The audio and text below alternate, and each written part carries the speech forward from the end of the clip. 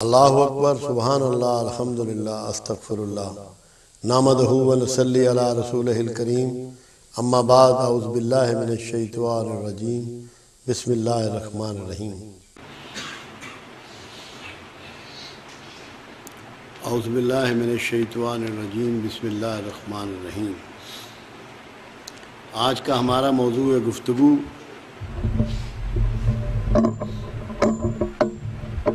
ایمان ہے۔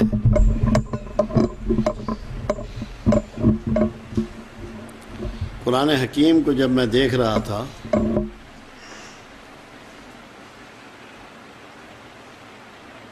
میں نے صورتیں صرف نوٹ کر لی، آیات بھی نہیں لکھی۔ اتنی جگہ پر ایمان کا تذکرہ قرآن حکیم میں آیا۔ یہ وہ صورتیں ہیں جن میں ایمان کا تذکرہ آیا ہے۔ قرآن حکیم میں ایمان کا ذکر 242 بار آیا۔ اس سے آپ اندازہ لگا لیں کہ اللہ کے نزدیک کتنا اہم موضوع ہے یہ، اور کتنی اشد ضرورت ہے اس کی۔ ہم لوگ پیدائشی طور پہ تو اسلام میں داخل ہیں، مسلمان ہو گئے، مسلمانوں کے گھر جو پیدا ہو گئے، مگر ہماری اس میں کوئی کاوش، کوئی محنت، کوئی جستجو، کوئی تحقیق، کوئی کھوج نہیں نکالا ہم نے۔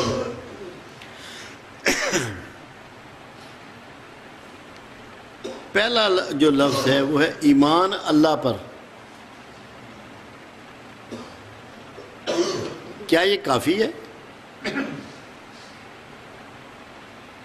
اس کے لا شریک ہونے پر، اس کے یک و تنہا ہونے پر، اس کے مالک کل ہونے پر، اس کے مختار کل ہونے پر، اس کے رب ہونے پر، اس کے الہ ہونے پر، اس کے معاف کرنے والا ہونے پر، اس کے خالق ہونے پر، اس کے مالک ہونے والے پر، یوم الدین کا مالک ہونے پر۔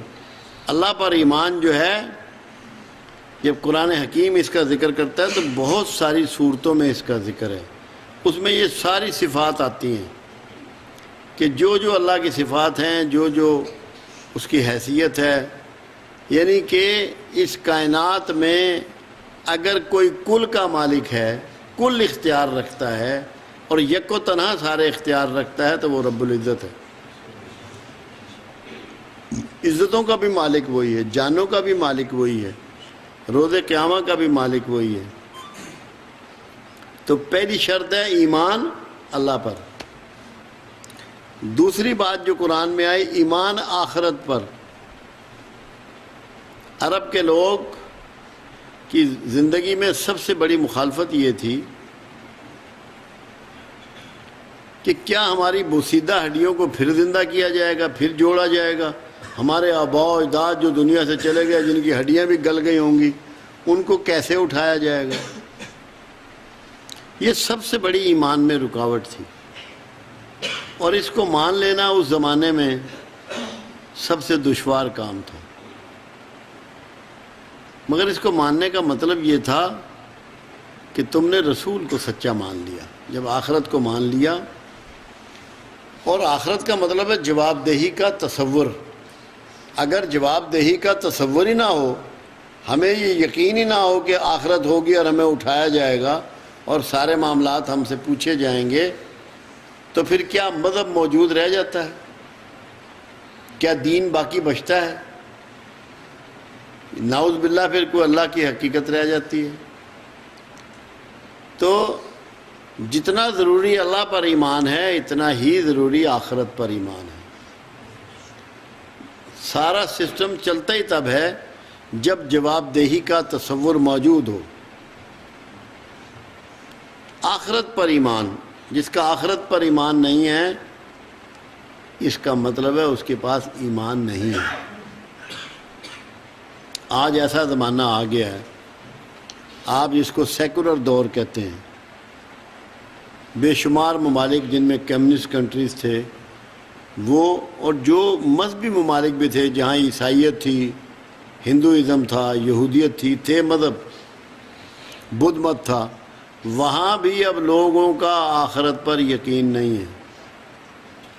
وہ سمجھتے ہیں اس دنیا میں جو کچھ ہے سب یہی ہے، اس کے بعد کچھ بھی نہیں ہے، ہمیں نہ دنیا میں دوبارہ اٹھایا جائے گا، نہ کوئی ایسی جگہ ہوگی، نہ جواب دہی کا کوئی تصور موجود ہے، جس کی وجہ سے وہ سارے لوگ سیکولر ہوتے جا رہے ہیں، کو پتہ ہی نہیں ہے کہ کوئی ایسا بندہ نہیں ہے جس کو دوبارہ نہیں اٹھایا جائے گا، اور جس سے جو کچھ اس نے کیا اپنی زندگی میں اس کا حساب کتاب اس سے پوچھا جائے گا۔ تو ایمان جو ہے اللہ پر، آخرت پر، رسولوں پر، صرف رسول پر نہیں، رسول ایک تسلسل کا نام ہے، آدم علیہ السلام سے لے کر اور محمد رسول اللہ صلی اللہ علیہ وسلم تک ایک تسلسل ہے، پورا سیریل ہے، اور اللہ یہ کہتا ہے کوئی ایسی بستی نہیں جہاں میں نے خوشخبری اور ڈر سنانے والا نہ بھیجا ہو۔ اس میں صرف یہ سمجھ لینا کہ پیغمبر جو ہے، رسول جو ہے عرب میں آئے، یہ ہماری بہت بڑی بھول ہے اور غلطی ہے۔ پوری دنیا میں جہاں جہاں بستیاں موجود تھیں، جہاں جہاں انسان موجود تھا، اللہ نے پیغمبر مابعوث کیے، کیونکہ اللہ یہ کہتا ہے کہ اتمام حجت کے بغیر میں تم پہ عذاب کیسے نازل کر سکتا ہوں۔ پہلے اس نے پیغمبر بھیجے، آپ کو پیغام دیا، اس کے بعد آپ کو پنش کرے گا۔ اگر آپ کو پیغام نہ دیا ہوتا تو سزا کا کوئی تصور نہیں بنتا۔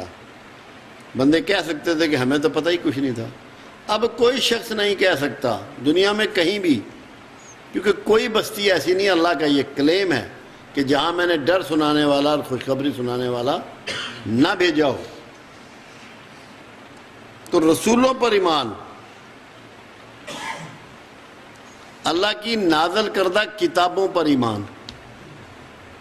ویسے تو بڑی 4 کتابیں ہیں،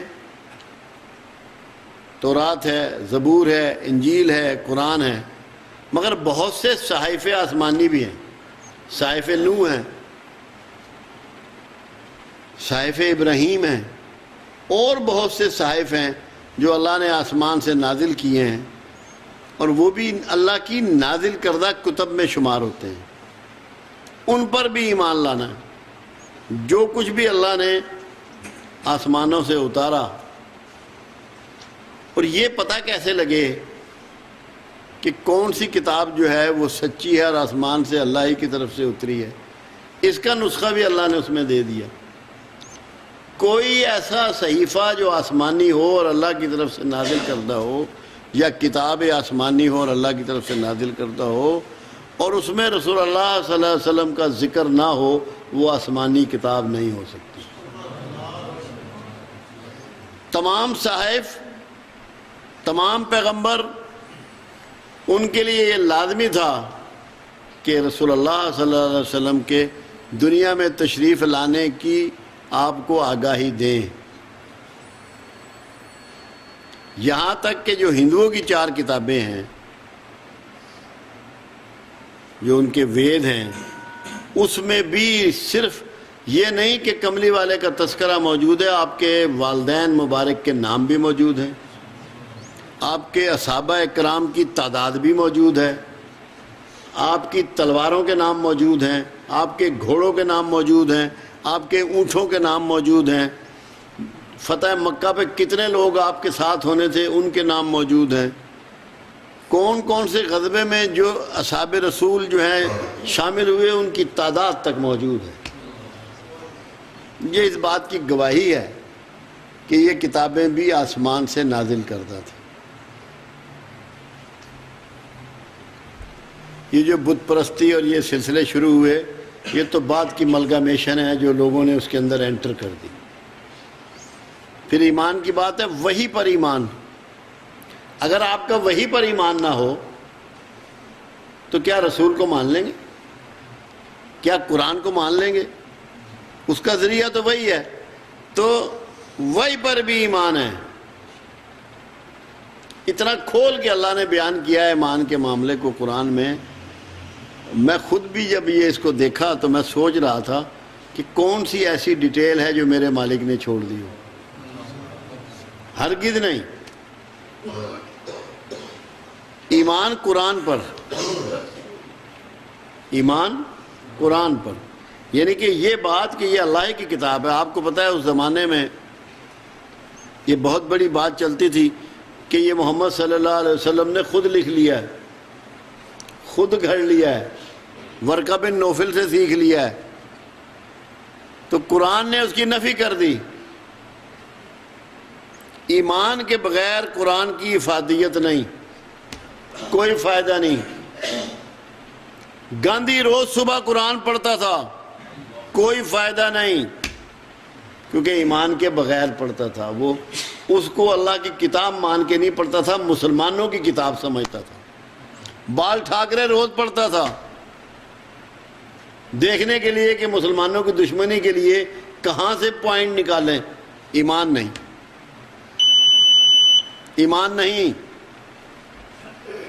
یہ 17 نمبر سورت 45 اور 46 نمبر آیت، 41 نمبر سورہ 44 نمبر آیت، 44 نمبر سورہ 13-14 نمبر آیت، 45 نمبر سورت 20 نمبر آیت، 52 نمبر سورت 33 نمبر آیت. یعنی کہ یہ مضمون ہے ایمان کے بغیر قرآن کی افادیت نہیں، کوئی فائدہ نہیں. خود قرآن نے ایک بات کہی، قرآن شفا ہے مومنین کے لیے. قرآن کہہ رہا ہے، مومن کہتے ہیں ماننے والے کو، جو قرآن کو مانتا ہے کہ یہ اللہ کی کتاب ہے اور رسول اللہ صلی اللہ علیہ وسلم کے ذریعے ہمیں پہنچائی گئی ہے، اس کے لیے قرآن شفا ہے. ورنہ قرآن سے دوسرے کو شفا نہیں مل سکتی، نہ ماننے والے کو شفا نہیں مل سکتی.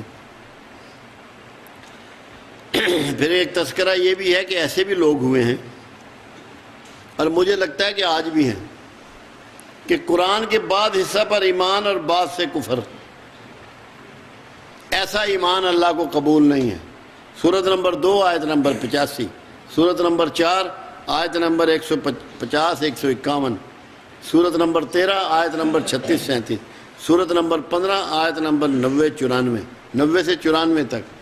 ایسا ایمان اللہ کو قبول نہیں ہے کہ کچھ حصے قرآن کے مان لیے کچھ نہ مانے. قادیانی اس زمرے میں آتے ہیں کہ باقی حصے مان لیے، خاتم نبیین والا نہیں مانا، کہ اللہ کے رسول صلی اللہ علیہ وسلم کے بعد کوئی نبی نہیں ہے، اس کو نہیں مانا. تو یہ ایمان اللہ کو قبول نہیں ہے، جس میں آدھے قرآن کو مان لیا اور کچھ حصوں کو چھوڑ دیا.